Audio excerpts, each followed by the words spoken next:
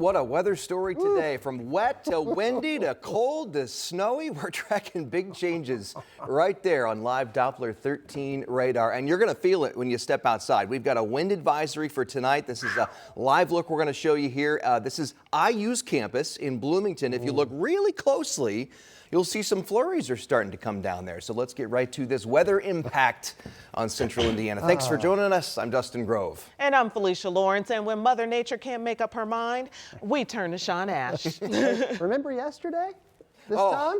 Yes. We were living the dream. I stepped outside for a walk to my car and back. It was a warm day. 66 was our high yesterday. So I want you to remember that when I show you this graphic right off the bat here. Yeah, we call it March Madness. You gotta love it. We're in the 30s here, friends, and it has been one of those days. We actually started, as expected, close to 50 degrees. Now we're on the colder side of this weather system. It's been windy, it's been wet all day, and yeah, we're starting to see the expected transition here.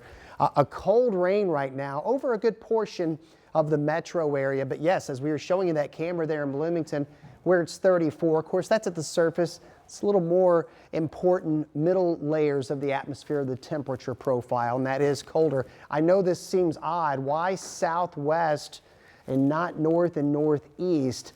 And the colder air that's wrapping around this intense low pressure system over Lake Michigan is coming south and then moving east, kind of moving in that counterclockwise flow. That's what's going on. Eventually, over the course of the next 3-4 hours, we'll see more and more white on the map here. That wind has some sting to it big time. When you take our current wind chill, which is at 25, and subtract it from that high temperature of 66 yesterday, you do the math, it's 40 degrees colder, feeling like that compared to 24 hours ago.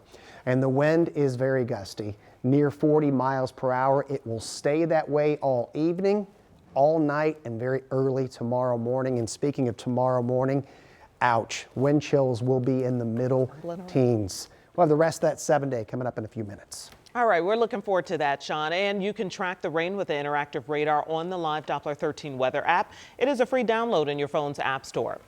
Now, on to more news, because this afternoon, police in Brownsburg are investigating a shooting in the middle of town that left 2 men dead. This happened overnight in what detectives call a normally quiet neighborhood. Our Matthew Foltz was at the scene today and has reaction now from longtime neighbors.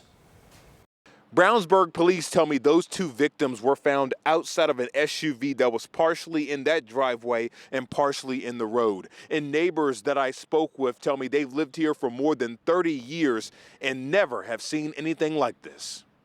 Today was a shock. Yeah, it's pretty weird to come out and see all this happening. Mike Davison woke up Wednesday morning to news cars and Brownsburg police detectives lining his street. The dog made a little bit of ruckus a little after 2, and then when I was getting ready to go back to bed, I heard a gunshot and some doors slamming on a car. Brownsburg police say officers were in the area and heard gunshots sometime after 2 in the morning.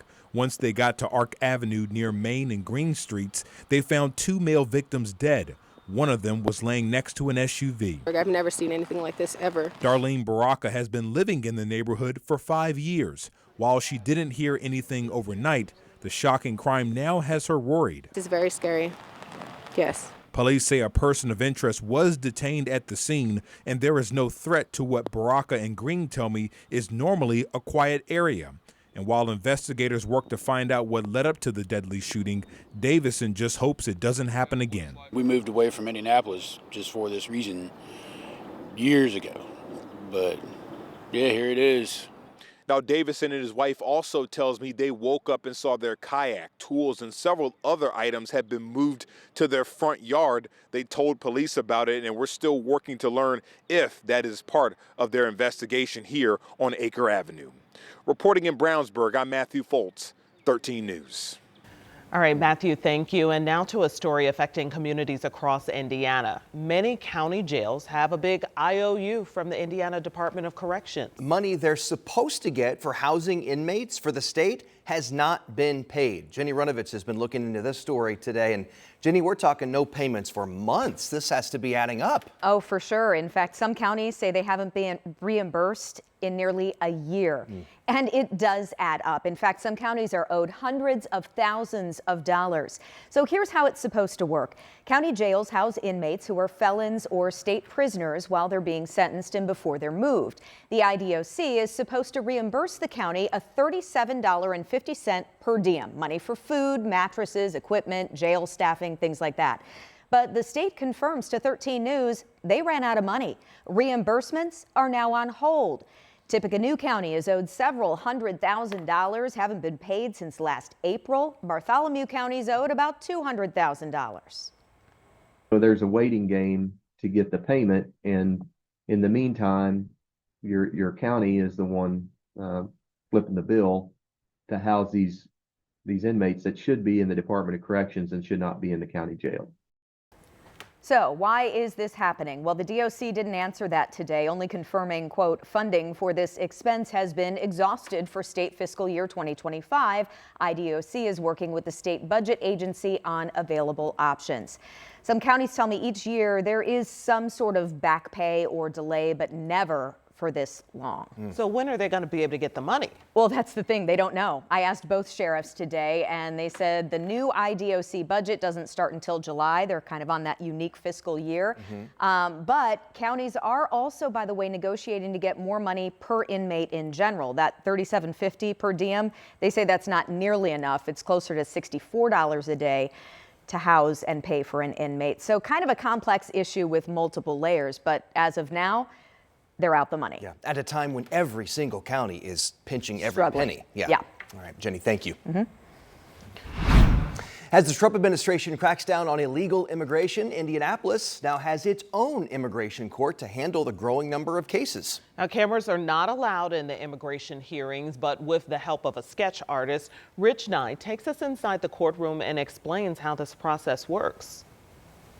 The Indianapolis Immigration Court opened January 27th. There are 7 courtrooms inside the Minton Capehart Federal Building, hearing arguments every day about why undocumented immigrants should be allowed to stay in the United States. Immigration court hearings involve someone born outside the United States, called a respondent. The Department of Homeland Security has charged that person with violating U.S. immigration law. Immigration judges decide whether the respondent should be ordered removed from the U.S. or granted relief or protection from removal.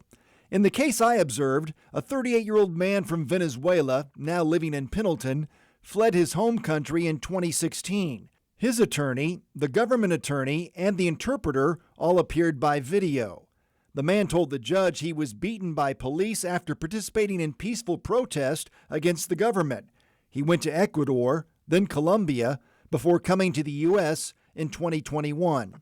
He is seeking asylum here. Homeland Security argues he had what's called firm resettlement in Ecuador. The judge took the case under advisement. The Executive Office for Immigration Review runs immigration courts across the country. The EOIR is a division of the U.S. Department of Justice. In Indianapolis, Rich Nye, 13 News. Rich, thank you. Today, IU announced it is temporarily pausing all social events. This move follows incidents that allegedly happened at Beta Theta Psi events all on the same day, on Sunday. First, a student was allegedly hit in the back of the head with a can of beer. And second, a report regarding drinks that had been tampered with. In response, the IFC and Panhellenic Councils decided to just pause all social events at their fraternities and sororities until March 24th, so the next couple of weeks. The groups cite safety, health concerns, and accountability. We'll continue to follow that story from Bloomington.